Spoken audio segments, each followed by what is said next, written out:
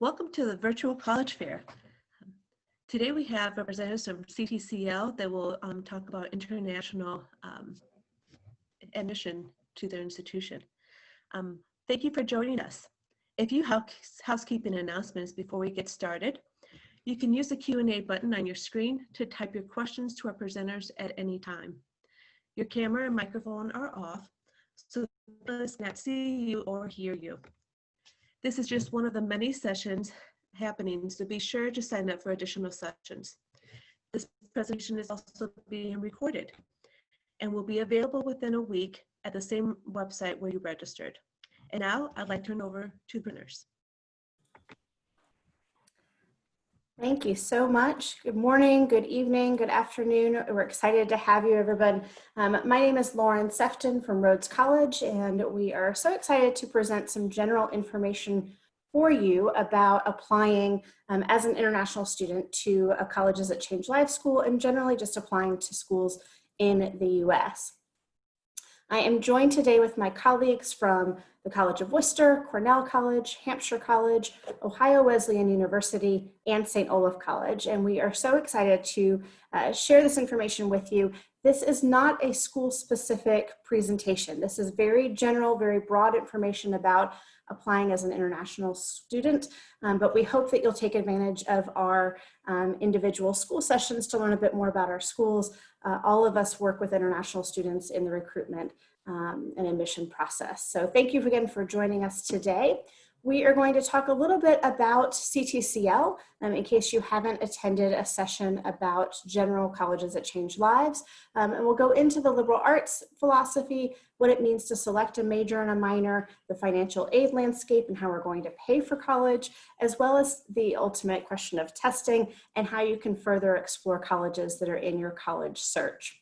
We do hope to have time for questions, so please put your questions in the Q&A feature at the bottom of the screen.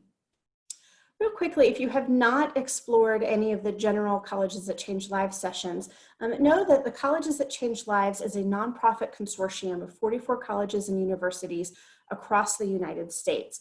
We are mostly private schools, however, there are 2 public institutions.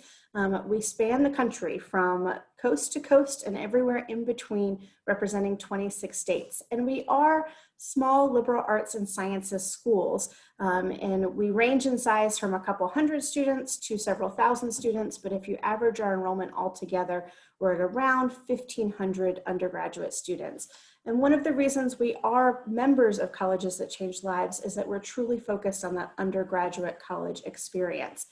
You may wonder how we all became a part of this nonprofit consortium. Some of you may be familiar with the book, Colleges That Change Lives, that was originally written by a man named Loren Pope. He was a former education editor for the New York Times. And he published a book first in 1996 of schools that he thought really focused on a transformative undergraduate experience. These are student-centered colleges that maybe are a little bit lesser known, but provide an even more enriching undergraduate college experience than maybe perhaps even most. There have been a couple different additions to the book. After Loren Pope passed away, his family commissioned a new book written by, revised and written by Hilary Maisel Oswald in 2012. And so we've had a couple different renditions of the book. We all came together as a nonprofit organization in 2006. And we've slowly changed our membership just a little bit to welcome anybody that's a member of any of the various editions of the book. So most recently in 2018, Bard College joined our nonprofit. But truly the nonprofit, while it's separate from the book, we have our roots in the book, it is a separate organization from the book. And there's a wonderful set of resources on the website, www.ctcl.org, that has lots of information about the value of a liberal arts education, questions to ask to try to understand the culture of a campus, and to really focus on that student-centered college search of finding the right fit. Why do we think that's so important? When you ask about what colleges you're looking at, I feel like a lot of families will typically go to US News and World Report data. We love lists, just as human beings. We all love lists, top 10 lists, top 50 lists, top 100 lists. It's really important as you're looking at these lists to try to understand how they come up with these rankings. And if you look particularly at US News and World Report information, which is probably most used by international students in their college search, keep in mind that they use some pretty interesting ways to come up with that data. And I want you to ask yourself, are these important values for you and your family? Because if your values aren't matching up with how US News and World Report selects their list, then maybe we need to come up with a different way of finding the right college. Because you may be interested certainly in resources available to undergraduates and alumni outcome, but you may not really necessarily be expecting to choose a college based solely on what other people say and think about a school, or solely on their selectivity, or even on their alumni giving rate. So these things may not necessarily be the same values that you have. And so an alternative to that is taking a look at something called the Gallup-Purdue Index, which was a survey of tens of thousands of alumni in the US that basically asked, what made your college worth the investment?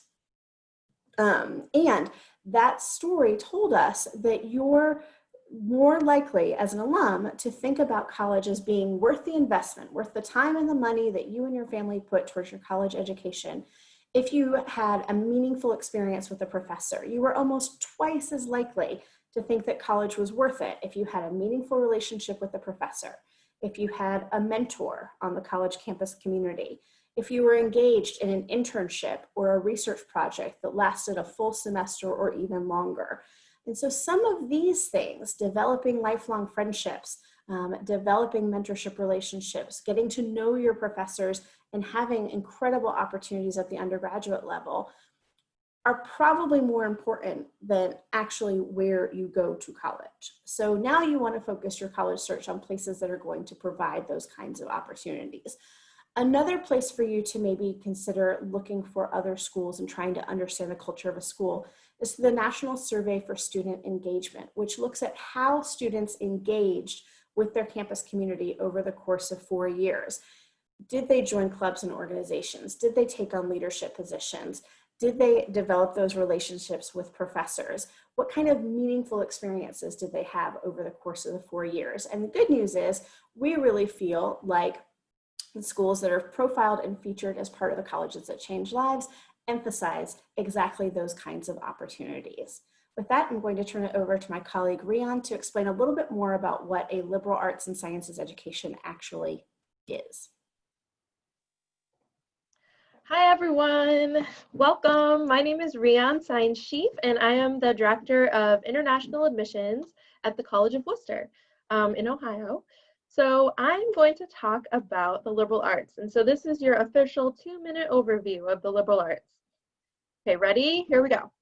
So to start with, the liberal arts is a curriculum. It's not a school. So that's a pretty common misconception. The liberal arts is actually this general undergraduate educational model in the United States. So it's the type of class that you take for your bachelor's degree studies at Harvard or at the College of Worcester or at Rhodes or at any of the schools that you're talking to today, right? So the main difference between what you think of as a liberal arts college or LAC, right, and a university is simply that a liberal arts college typically only has undergraduate programs. Those students are doing their 4-year bachelor's degree and then they're continuing on to a master's or PhD at a university. Universities are typically larger and include both undergraduate and graduate programs. So graduate programs, when you're thinking about, so Harvard is the most known school, right? So let's talk about Harvard. If you apply to Harvard after high school, you're likely to go to Harvard's college, Harvard College, which is part of Harvard University, and Harvard College has a liberal arts curriculum. If you graduate from a university or a college and you want to do graduate studies, you typically have to pursue those at a university. So College of Worcester students do that same bachelor's degree, but then they would go to Harvard for their graduate studies because it's a university with graduate programs, okay? Now, what is the liberal arts curriculum then? So the liberal arts curriculum is this idea that you're preparing for your career, not just one job. So this time in history, I feel like people don't have career ladders these days, right? People tend to have several jobs over the course of their lives. And what we want to instill in you is this ability to be flexible, to change jobs, to even change careers, and to be able to continue to learn, to be a lifelong learner, right? To develop new skills, to adapt, and to innovate throughout your career.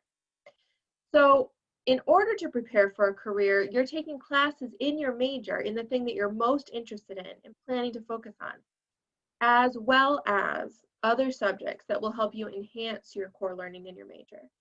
So we want you to develop critical thinking skills, communication skills, your ability to collaborate, be creative, solve problems, and overcome challenges in your career. And so that's what the curriculum is based on. And so what you'll do is you'll likely do about half of your classes in your major, and the other half will be other subjects that, again, will teach you to look at your core subject from different points of view.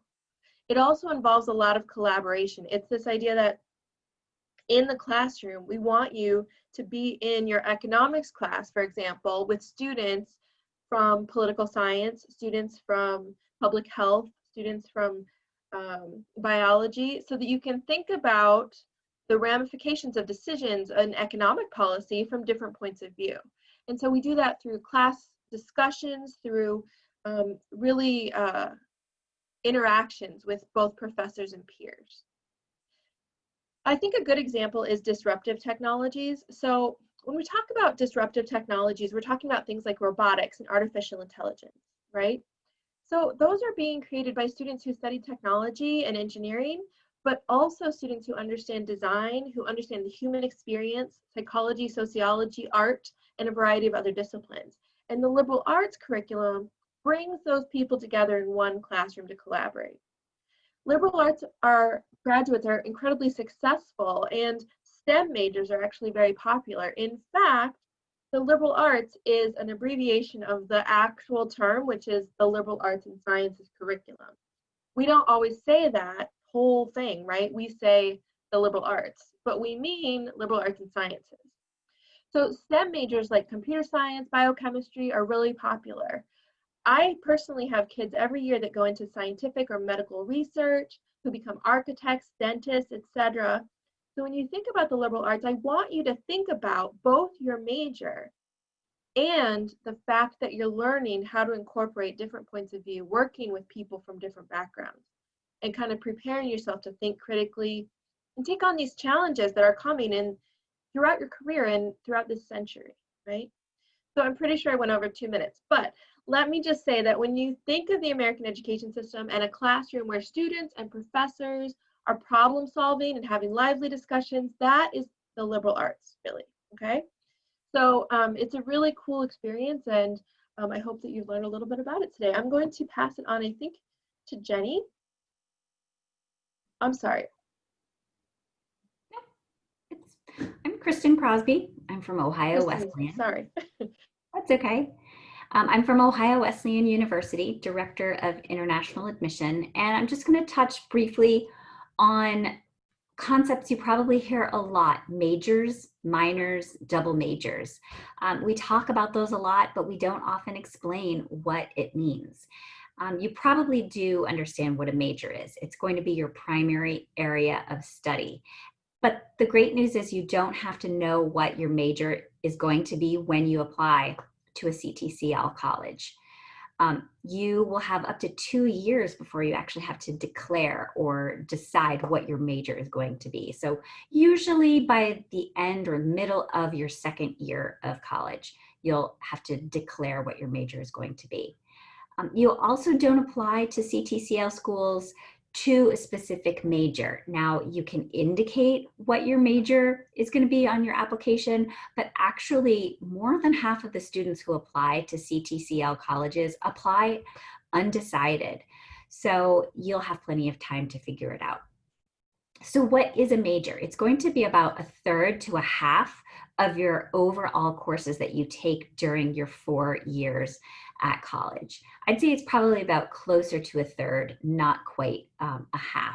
So that leaves a lot of classes available to you to either take distribution requirements that are required of you to graduate, or core curriculum that some colleges might also have to graduate, as well as electives, which are courses that you just take for your enjoyment. Your major should be something that you're excited to study, not something that you are encouraged to take by a parent or feel that you should be doing it to get you on a career path, because choosing a major doesn't limit you to one occupation or career. So you might have heard about minors, and a minor is similar to a major in that it is a grouping of classes, but it's usually a smaller number of classes. So instead of half of your overall courses or a third, it might just be 5 to 8 classes that make up a minor. Sometimes colleges offer a minor because honestly, they don't have enough courses to offer a full major in it. Sometimes a student might just choose a minor because they want to enhance their major. Maybe it goes along with it, or it adds some kind of skill set, or it's just another interest. But then I think a term that you hear a lot is a double major. And what does that mean? Well, it allows you to pursue 2 different fields of interest that you're passionate about. They do not have to be at all related. So you could double major in business and biology, physics and philosophy. They don't have to be related at all. They could be, but not necessarily. And even though often we talk about double majoring, really you should know that on average, only about 25% of students choose to double major. And you still can graduate on time, and it shouldn't cost you more to double major. And the only other thing that I want to leave you with is that schools like CTCL schools really encourage you to find connections that integrate knowledge across disciplines and link subjects like art, science, social science, and humanities. And double majoring or having a major and minor are just more ways that you can link those different disciplines. So thanks, and I'll turn it over to my colleague from St. Olaf. Yes. Thanks, Kristen. My name is Jenny Howenstein. I'm the Director of Recruitment at St. Olaf College, a liberal arts and CTCL college in Minnesota. And I too am going to try to keep this brief. While financial aid can be a topic that we could talk about for a full session or for a full hour, as we go over the basics, remember that these are questions that you can ask each individual school and each admissions officer who you're working with. So this is just an overview. For most students and families all over the world, the cost of college and the challenge and questions around financial aid are one of the most stressful parts of the college search and one of the most stressful parts of the application process. So the more you understand the terminology and the process, hopefully the easier it will be. So the terminology that is common at a lot of schools and that a lot of students will, one of their first questions might be, are you a need blind school? Are you a need sensitive school? Do you meet financial need? Very, very few schools in the United States are both need blind and will meet all of your financial need. So many schools are need sensitive. And in my mind, it's not a bad scenario. Schools that are need sensitive are saying, we are only going to offer you admission if we also have enough financial aid to make our institution affordable.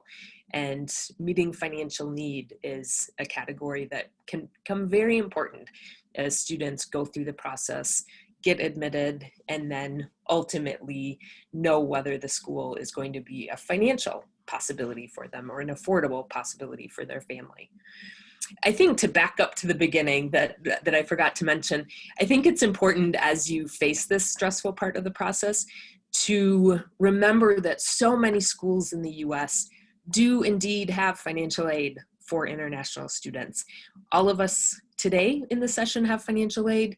Most, if not all, of the CTCL schools have financial aid or some merit program for international students. So while stressful and while confusing, know that we want international students to come to our schools.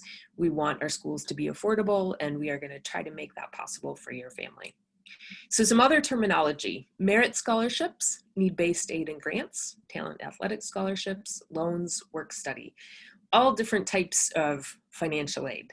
Merit scholarships will usually be evaluating your academic credentials or service and leadership or other things that you're involved in.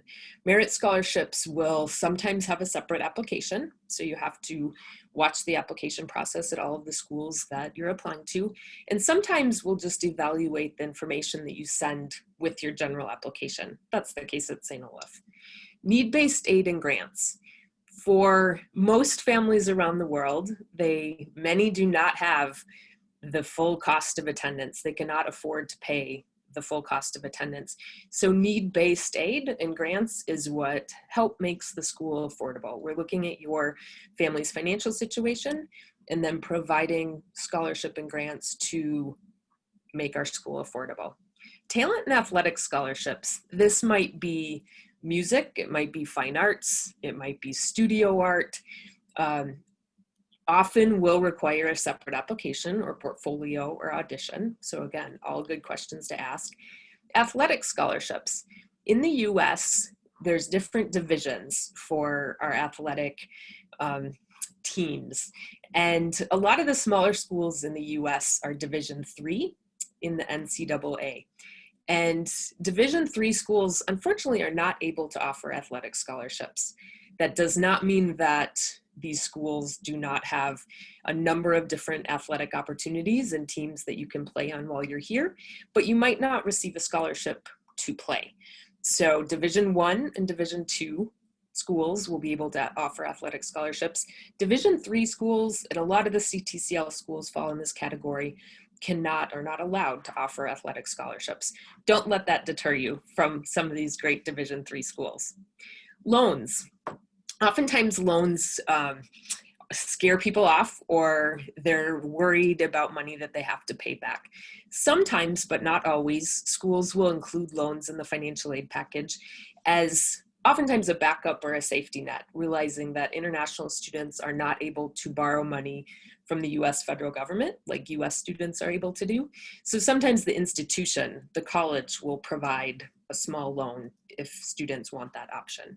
And that is money that you would have to pay back. Work study or campus job. International students also have a lot more challenges working off campus. So most of us are going to make sure that you have the opportunity to have a campus job or a work study opportunity right on our campus. And usually that's part of the financial aid package. Oftentimes your campus job can be very connected to your interests or your academic areas of study. So I already kind of went through the components of a financial aid package. Most packages will include scholarship and grant that you don't have to pay back. A loan is possible and oftentimes optional, and that's something that you would eventually pay back, and you can talk to each school about that. And then the campus job is usually part of a financial aid package. How to apply. Again, pay attention to deadlines, pay attention to the process and what's requested from the schools you're applying to. But some common financial aid applications that you will see through the process are the International Student Financial Aid Application, the ISFA. This is a paper-based form that you print out, you fill in, you scan and email back to the school. You have to put it in US dollars, which sometimes can be more challenging. And you have to, but it is a free process. It is a free form. And all of these, the ISFA, the CSS profile, or an institutional financial aid application, these forms are going to be collecting information about your family's income, budget, savings, all of these things as we consider what your financial need might be. CSS profile is another common way to apply for financial aid. It's an online form. You are able to put the different numbers in your national currency, which can be an advantage. There is a cost, but a lot of schools that request or require the CSS profile will provide fee waivers if necessary, if it's not an affordable process for you. Or some schools will say, if the cost is a concern, then submit the ISFA instead, because that's a free form. Schools will request supporting documents at various times in the process, so do be asking and watching all of the information you receive via email or on the school's websites. Certification of finance form will eventually be required in the process, and this is a form that is required for you to eventually receive a visa, your student visa to the US. Some schools will require the certification of finance form on the front end with your application to verify that you do have the funding to make that school affordable. Other schools will wait till after you receive your financial aid package and then request the certification of finance form to verify that you have the remaining amount that is not covered by your financial aid. So some tips and advice. Know your family's financial resources, have this conversation with your family, with your parents. It can be sometimes a challenging conversation. Money and finances is oftentimes something difficult to talk about, but it's important on the front end to know what could be affordable for your family as you put your list of schools together and think about how much financial aid each school will be able to offer to international students. Be honest and realistic. There's always students who ask, how much money do I need to attend your institution? How much should I show in the financial aid application?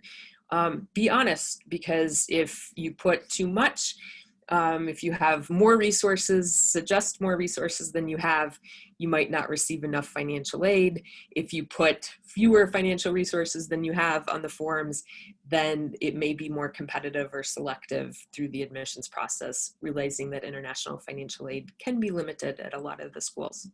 Pay attention to deadlines, so that's the same with the application process in general, and do your research, but don't be afraid to ask questions. We are all here to make the process as understandable and accessible as possible.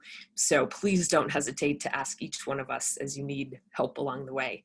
And just a final thought, financing your education, we see is definitely a partnership. So some contribution and investment from you as the student at our institution, but also your family, whatever that looks like in whatever capacity. And most often the college and university through your financial aid package. So thank you very much. And I will turn it over to the next section. Is that Dalton? Yes, that's me. Thanks so much, Jenny. Hi, everybody. My name is Dalton Lewis, Associate Director of Admissions and Coordinator of International Recruitment at Hampshire College. Today, I'm going to walk you through a little bit of information about different forms of testing. First, the SAT and ACT and English language proficiency testing requirements. So you've probably heard a lot about or already taken the SAT or ACT exams. Traditionally, most US colleges and universities have required these exams as a part of their application processes. However, most CTCL colleges haven't required these exams for a long time.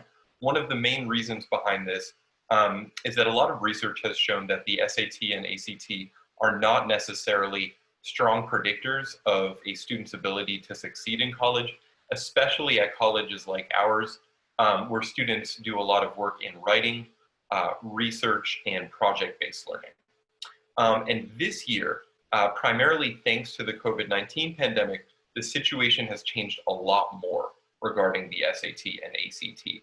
So at this point, actually over 2/3 of four-year colleges in the US don't require the SAT or ACT in some capacity. So that means there are 1,500 colleges in the US that don't require these exams. And out of these 1,500, there are now over 60 colleges, like Hampshire College, for example, that don't look at the SAT or ACT whatsoever. We call that test blind admissions. And so I'll walk you through some of the definitions of test blind versus test optional and test flexible and what those mean for you in the application process as an international applicant. So when you hear test optional, that's probably going to be the most common form of not requiring the SAT or ACT. Test optional means that you have the choice to submit or not submit your SAT or ACT score, depending on whether or not you think it would help your application. So if you have a strong score, probably a good idea to submit them in a test optional situation. If you didn't do as well as you would have liked to, then you have the option not to. Test flexible, on the other hand, means that a college requires some form of testing, but it doesn't necessarily have to be the SAT or ACT. So for example, a college might say, in the place of the SAT or ACT, you can submit your International Baccalaureate exam scores or your AP exam scores.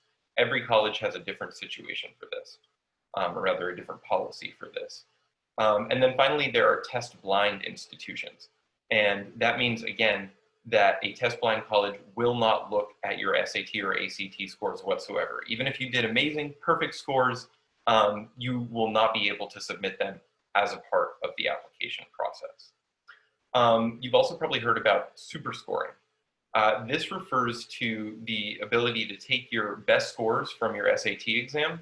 And there are two sections of the SAT, the evidence-based reading and writing and the math section. So, and many students take the SAT or ACT multiple times.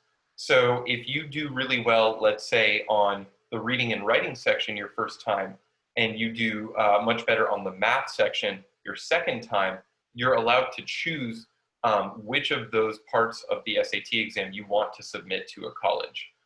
This is not something that every college offers, but it's becoming a lot more common these days.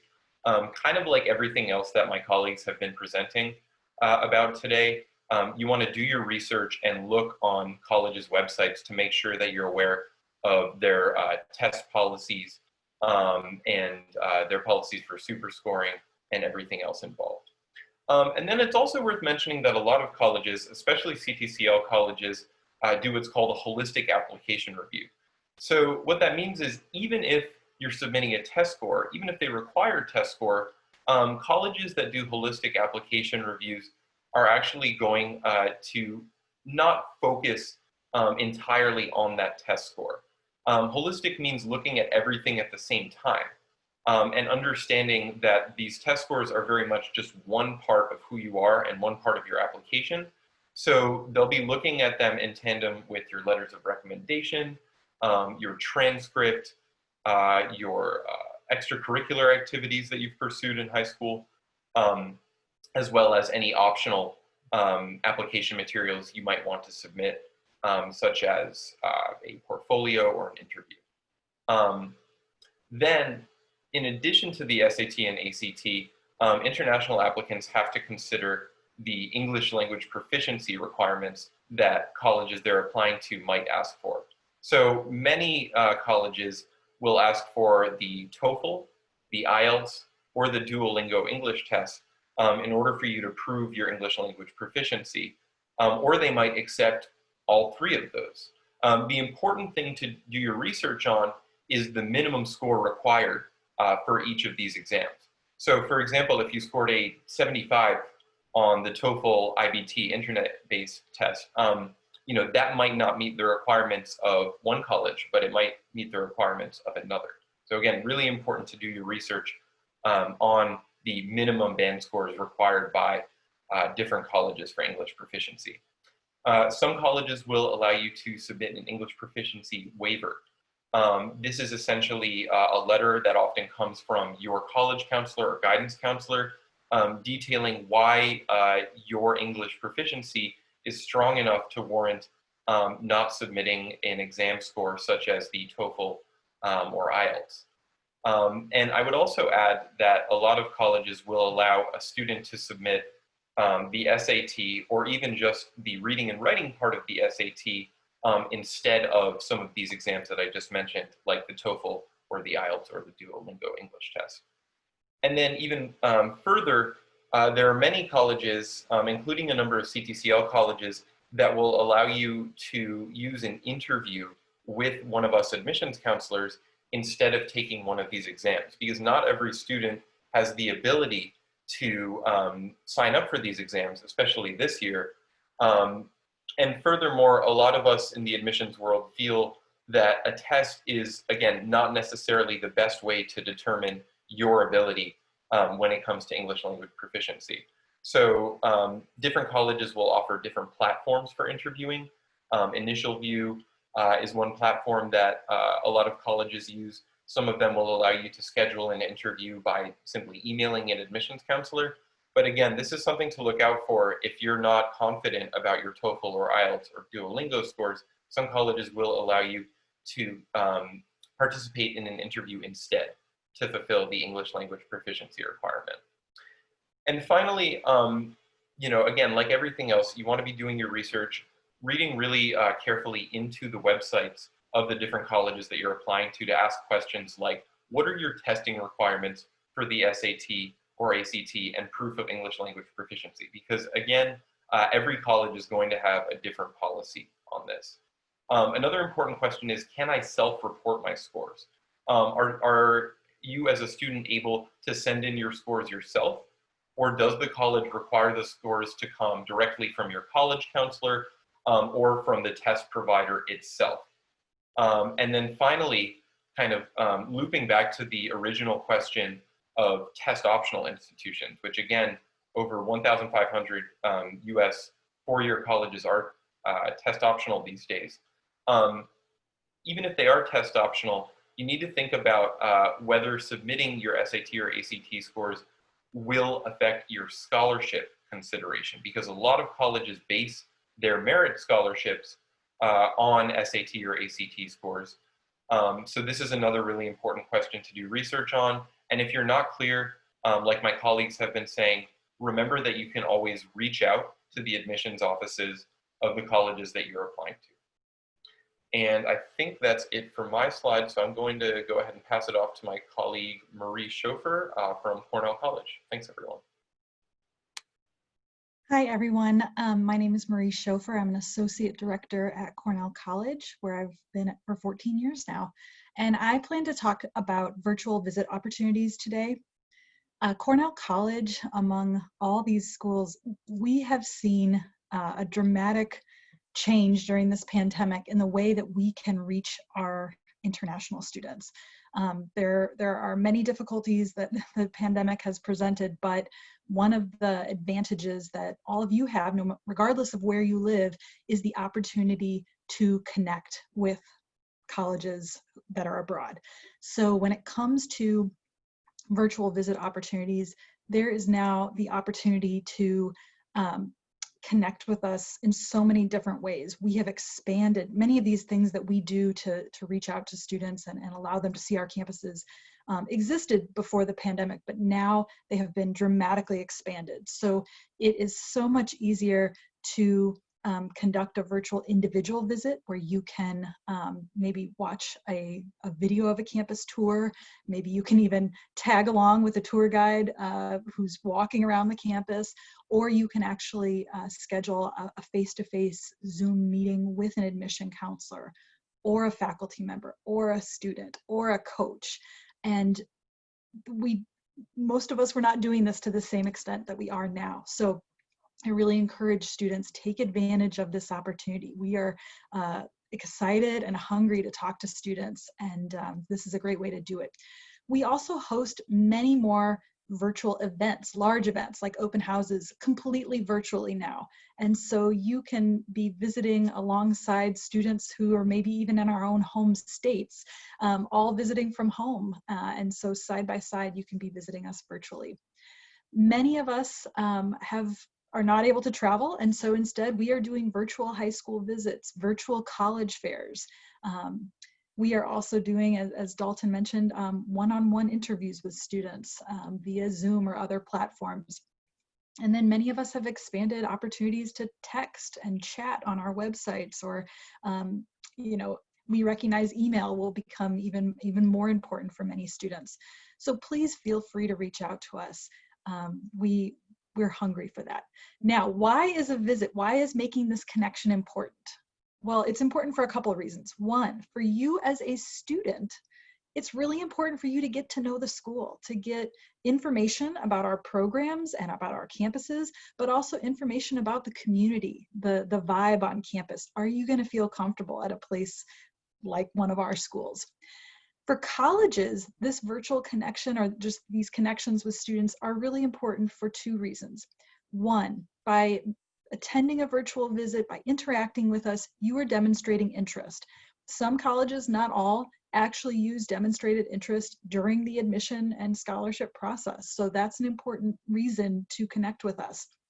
But the other reason is if you connect with us and your application file winds up in a review process, perhaps it's borderline for admission or borderline for a scholarship, because you've made a connection with an admission counselor, we can be your advocate. We know you. We've gotten to know you. We know your strengths. We know how you might fit in and contribute to our campuses. So again, virtual visits, making connections, even if it's an email conversation with an admission counselor, can be immensely helpful on many different levels. So with that, I'm going to hand it off to our moderator again, and perhaps we could take some questions. Great. Thank you, everybody. Please share your questions. We have a few more minutes left, so if you have some questions, we're happy to try to address them. The first question that I see that was submitted actually goes to financial aid. So Jenny, if you could talk a little bit more about the work study process. Is there a limit of the amount of money you can earn with work study on an F1 visa? Mm-hmm. Great question. The answer is a combination of immigration regulations for your F1 student visa and the college's own policy about how much work award they're giving in your financial aid package.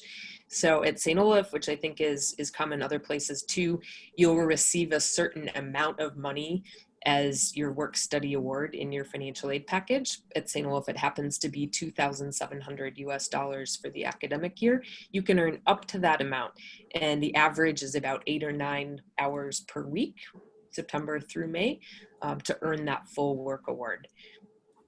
But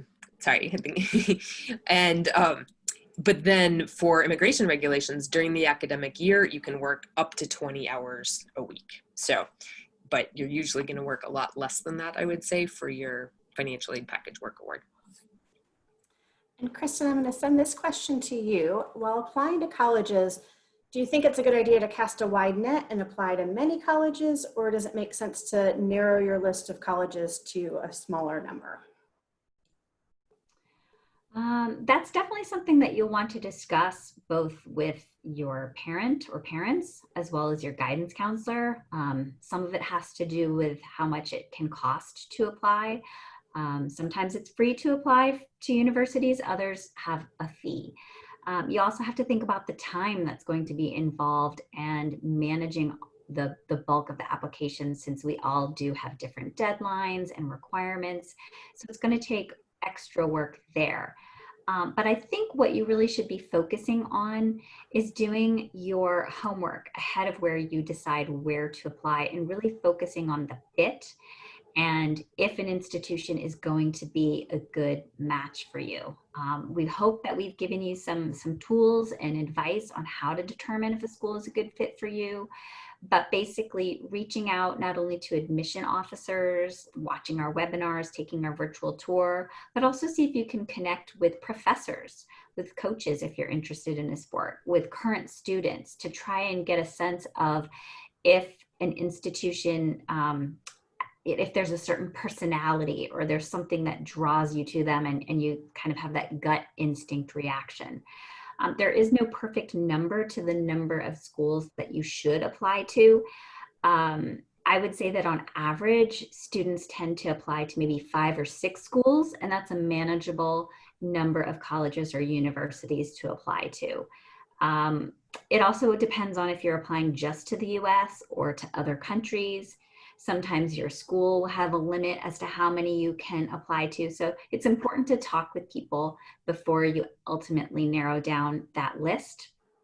And then the last thing I'll say, if you apply to too many colleges or universities, let's say you chose to apply to 20, it's going to be hard for you to distinguish how each of those is a good fit for you. And it's not about getting as many offers of admission or bragging rights that you've been admitted to all these places. It's ultimately about finding the place that's going to be your home for 4 years. And if you apply to too many, it might be hard for you to determine and zero in on which is going to feel like your home for 4 years. So that brings us almost to the end of our program today. We've got a few more questions about financial aid and about colleges providing services for accessibility services. And please know that those are great questions to ask each school as you're exploring your college options, because those services and those opportunities for full merit scholarships, for financial aid, and for refugee scholarships will vary from school to school. So excellent questions to be asking as you're exploring your individual colleges. Thank you so much for spending time with us today. We all wish you the very best of luck in your college search process. We applaud you for taking the time to learn more about it, and we're excited to get to know you and hope you wish you well on your journey to exploring all the different schools that may be possibilities for you in the future. So thank you so much for joining us today, and best of luck with your college search. Thank you, Lauren. Again, thank you to the panelists for such great information that they were able to share. Thank you, all of you, for joining us. When you close this window, there will be a link to a very quick 4-question survey. We'd appreciate any feedback you can provide. And also, this was just one of the many sessions hosted, so be sure to sign up for additional sessions. And in about a week, you'll be able to find the sessions recording, as well as any other recordings that you've attended, any sessions that you've attended. So thank you.